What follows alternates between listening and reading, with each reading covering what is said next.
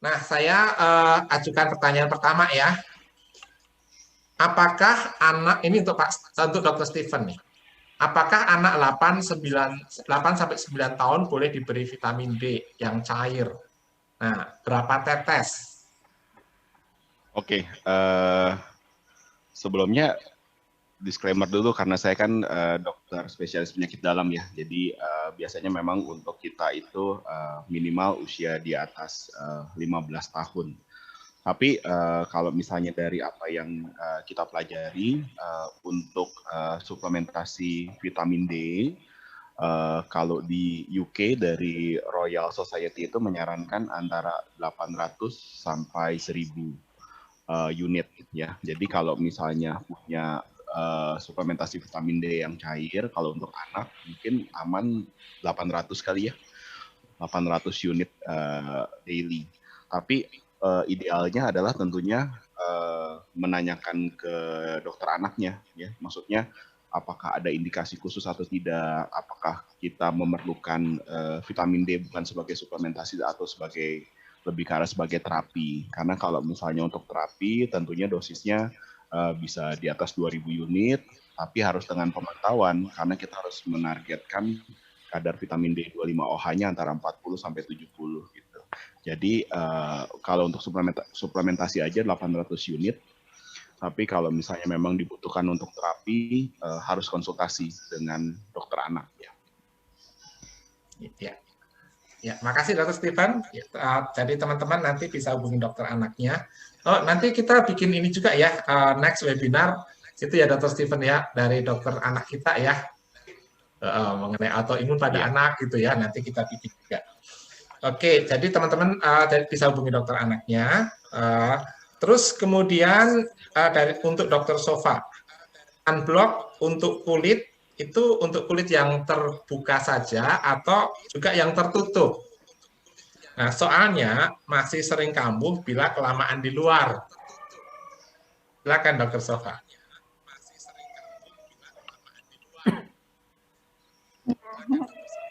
Baik, terima kasih banyak Dr. Edi. Selamat siang Ibu Maya. Ya, jadi untuk penggunaan sunblock Ibu, kita bisa gunakan itu di kulit yang terpapar langsung sinar matahari. Jadi kalau misalnya kita menggunakan hari itu pakaian baju yang lengan panjang, maka yang kita oleskan pelembab yang terpapar matahari.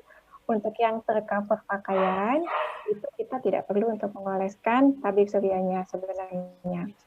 Kalau misalkan hari itu kebetulan lagi berkebun misalnya, di kebun kemudian menggunakan pakaian pendek, maka namun sebaiknya gunakan pakaian yang sehingga kita mendapatkan proteksi dari sinar matahari secara fisik. Tapi kalau misalkan memang pada saat itu kita menggunakan pakaian yang bukan lengan panjang karena menghambat aktivitas, misalnya karena menghambat mobilitas, maka kita menggunakan atau mengoleskan tabir surya itu pada kulit yang langsung terpapar sinar matahari. Itu hal pertama. Kemudian ada pertanyaan lagi, Dr. Edi, terkait untuk pengolesannya, Dok? Ya, silakan. Oh, tadi Ibu Maya, tadi saya lihat juga ada pertanyaan ya, selain penggunaan sunblock untuk kulit yang tertutup dan tidak tertutup. Oh ya,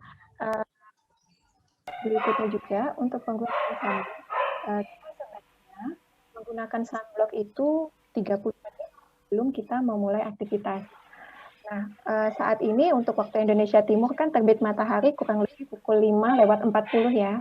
Nah, jadi mungkin kalau kita mulai beraktivitas di pagi hari pukul 6, maka kita bisa mulai mengaplikasikan tabir suryanya setengah jam sebelum kita beraktivitas di pagi hari. Terus penting juga kita menggunakan tabir surya yang broad spektrum. Broad spektrum itu maksudnya apa? Jadi kita pilih pelindung matahari yang mempunyai fitur perlindungan terhadap UVA, juga memiliki fitur perlindungan terhadap UVB.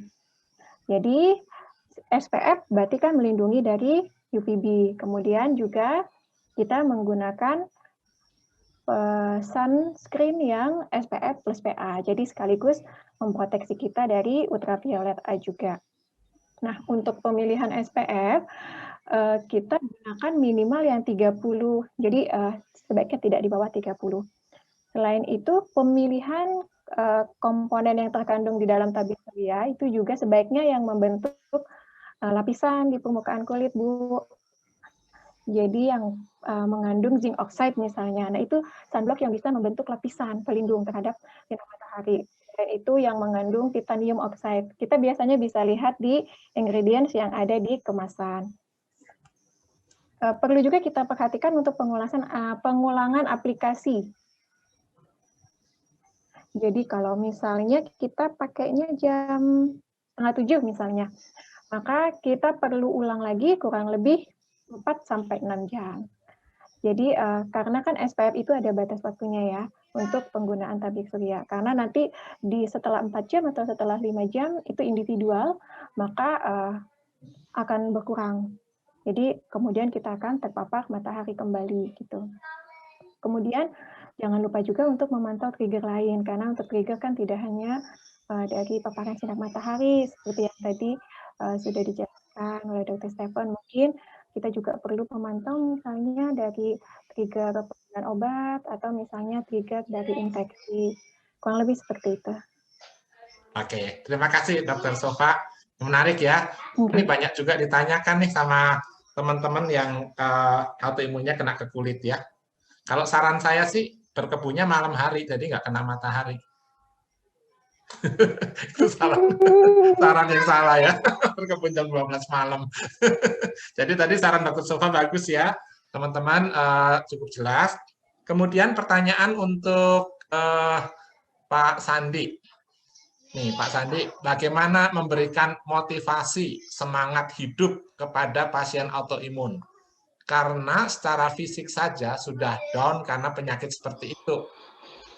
Ya, silakan Pak Sandi bisa di-unmute. Baik, terima kasih Ibu untuk pertanyaannya. Memang bukan hal yang mudah ya, kalau kita sedang berhadapan dengan seorang yang mengalami autoimun, terus kita kasih semangat, yang akan terjadi bisa jadi adalah dia mungkin marah. Kenapa marah? Dokter yang ngomongnya mah enak, saya kan yang mengalami, gitu. Jadi pertama adalah pahami dulu bahwa kemungkinan dia akan marah, mungkin dia akan menyangkal dia dalam kondisi terkena autoimun, termasuk juga kemungkinan dia akan mencari second opinion atau third opinion, karena dalam konsep dia masih menyangkal dia terkena autoimun.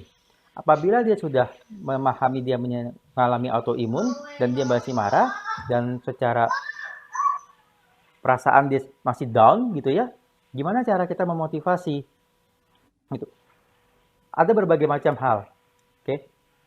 Yang pertama adalah kita ajak yang bersangkutan, klien kita itu atau pasien kita itu berpikir bahwa terima kasih. Terima kasih, autoimun ini adalah memang suatu penyakit yang secara teori A, B, C, D, dan seterusnya. Akan tetapi bukan berarti nggak bisa menjadi remisi, kan? Bahwa kemungkinan akan kambuh, iya. Tapi bukan berarti dia adalah sebuah penyakit yang, mungkin ada penyakit-penyakit tertentu yang, mohon maaf, saya hanya bisa mengatakan, apabila dia terkena penyakit itu, bahasanya adalah ketok palu. Ketok palu pasti meninggal. Ada penyakit-penyakit yang seperti itu. Autoimun, apabila dilakukan tindakan yang tepat, dia akan lebih stabil. Konsepnya nanti akan remisi, gitu. Jadi, ajak pasien kita untuk lebih menyadari, memang terkena autoimun bukan hal yang diinginkan, tapi yang terpenting adalah bagaimana ke depan setelah kondisi ini diterima, kita meningkatkan diri kita, mental kita, agar stabil mentalnya. Mental yang stabil itu akan berdampak pada terjaganya stabilitas imun kita. Kira-kira gitu. Makasih Pak Sandi. Jadi teman-teman sangat bagus ya tadi paparan Pak Sandi. Teman-teman kalau bisa ketemu nanti dengan Pak Sandi juga, selain dengan Dr. Steven dan Dr. Sofa ya, menggunakan Zoom. Jadi kalau mau ketemu langsung bisa mendaftar ke Dr. Gigi Nani polim tadi ya nomornya ya. Oke, selanjutnya pertanyaan ke Dr. Steven. Dr. Steven ini ANA IF-nya 1:320. Tapi ANA profil negatif. Terus ada hidronefrosis ringan. Lab lain, ini maksudnya C3, C4, TSH, dsDNA normal juga. Vitamin D-nya 16. Terus kakinya kaku, ngilu gitu ya. Apakah ini sudah bisa disebut autoimun? Silakan Dr. Steven. Oke, ya. Jadi terima kasih Dr. Edi. Jadi ini dari Ibu Hotiur ya. Jadi sekali lagi kita nggak bisa bacanya kebalik. Jadi kita melihat hasil laboratorium, kemudian kita mencocokkan seseorang itu apakah menderita autoimun. Jadi justru kita harus lihat dulu bagaimana keluhan dari pasien ya. Saat ini kan keluhannya kan kaki sering kebas dan ngilu. Nah, kaki sering kebas dan ngilu itu kan permasalahannya bisa berbagai macam. Apakah ada pengapuran sendi di tulang belakang yang menyebabkan iritasi saraf? Apakah ada gangguan dari saraf perifer gitu ya? Atau apakah masalahnya sebenarnya adalah di sendi lutut atau di sendi tungkai? Ya, jadi apalagi ANA 1:320 walaupun sudah meningkat, tapi ada autoantibody bukan berarti ada penyakit autoimun. Ya, jadi kita nggak bisa bilang bahwa kalau pasien autoantibody-nya positif tanpa ada gejala klinis yang sesuai, pemeriksaan klinis yang lain menunjang, terus kemudian kita langsung bilang pasien tersebut adalah autoimun. Ya. Jadi kalau misalnya dari data yang disampaikan oleh Ibu Hotiur masih terlalu dini untuk kita bilang apakah ini pasti autoimun atau bukan. Saran saya adalah dievaluasi karena keluhannya terutama adalah kaki sering kebas. Pertama-tama memang harus konsultasi ke dokter saraf untuk dilihat permasalahannya sebenarnya posisinya ada di mana. Yang paling penting adalah dilakukan yang namanya pemeriksaan elektron miografi ya untuk melihat ini hantaran sarafnya yang bikin kebas posisinya di mana? Apakah saraf perifer, apakah di tulang belakang, atau memang ada indikasi permasalahan ke arah autoimun. Nah, dari situ kita baru bisa tentukan apakah pemeriksaan ANA IF yang 1:320 ini bermakna atau tidak untuk membantu menegakkan diagnosis autoimun. Saya rasa demikian, Dr. Edi. Ya, makasih Dr. Steven. Ya, perlu pemeriksaan lebih lanjut ya, teman-teman. Kemudian pertanyaan selanjutnya untuk Dr. Sofa. Ini mengenai pelembab nih dok. Ya, nah rekomendasi merek pelembab yang aman untuk autoimun. Terus satu lagi sehubungan dengan itu, anak saya lupus. Apakah boleh pakai moisturizing dari Cetaphil? Ya, silakan Dr. Sofa.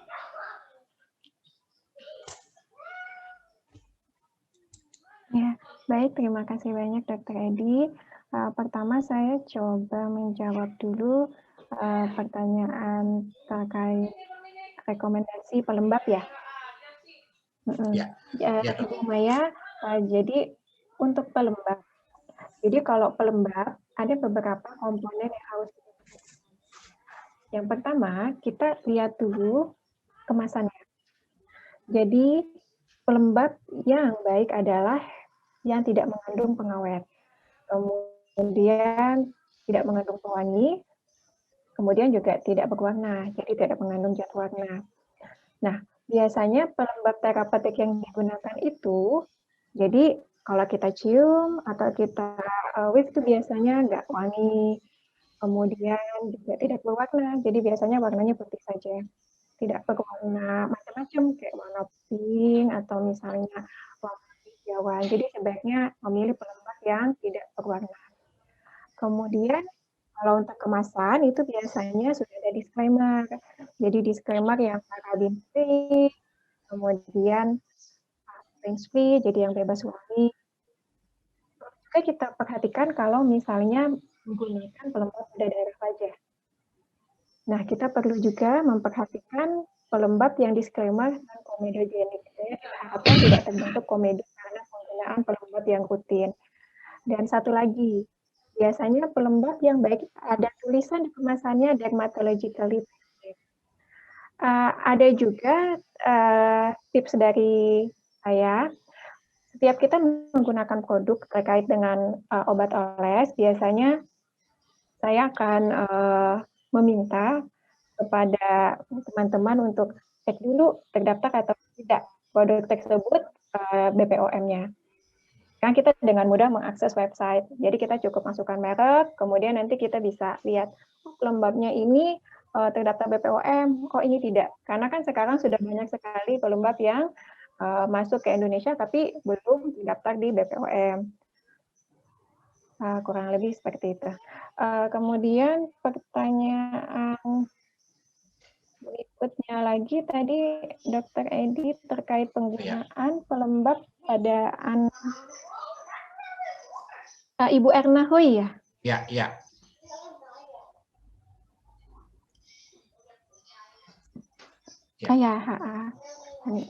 Ya, baik. Jadi kurang lebih sama seperti tadi. Jadi mungkin saat ini Ibu sedang pegang pelembabnya, Bu. Nah, Ibu bisa lihat ada tulisan atau tidak. Biasanya ada tulisan paraben free, kemudian fragrance free, dan dermatologi tested. Untuk penggunaannya secara umum boleh dilanjutkan, Bu. Kurang lebih seperti itu. Oke, terima kasih Dr. Sofa. Ya, selanjutnya pertanyaan untuk Pak Sandy ya. Ini dipanggilnya Kak nih Pak Sandy. Kak, nih, Kak lebih bagus mana, hedonic atau eudaimonic?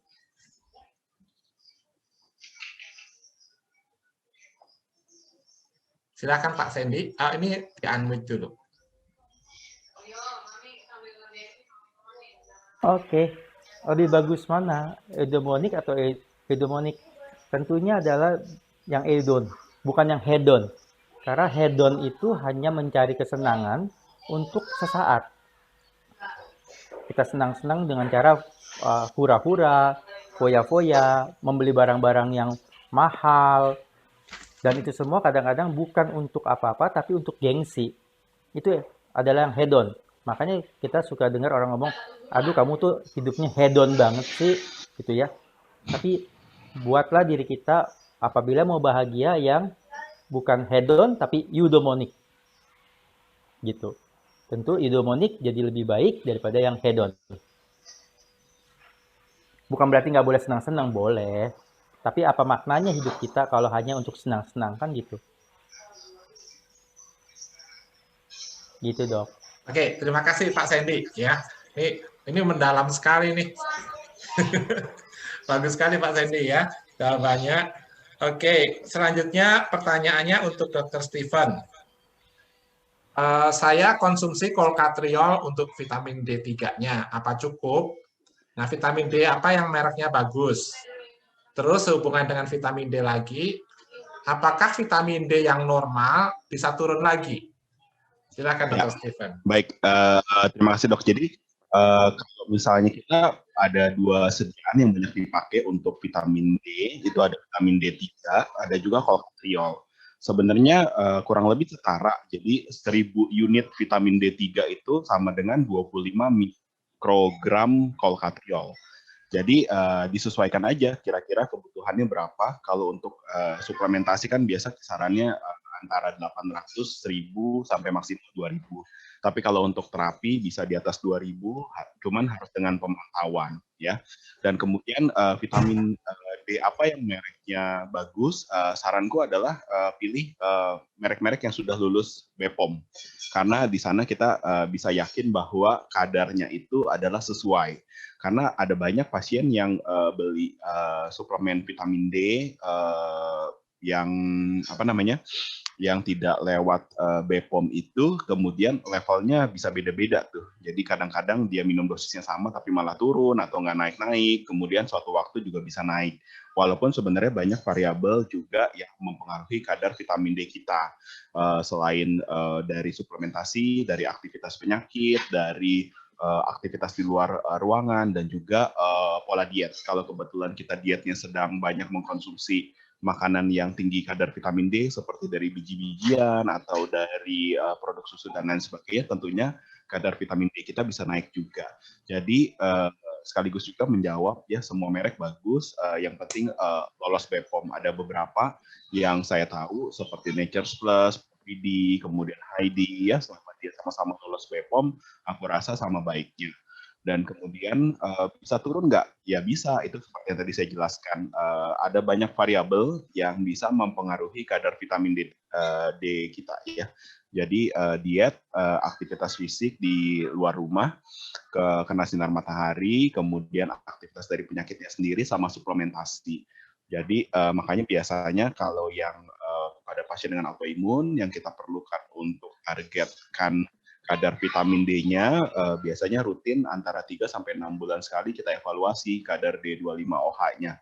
Karena itu adalah juga bagian dari target terapi. Ya, makasih dok.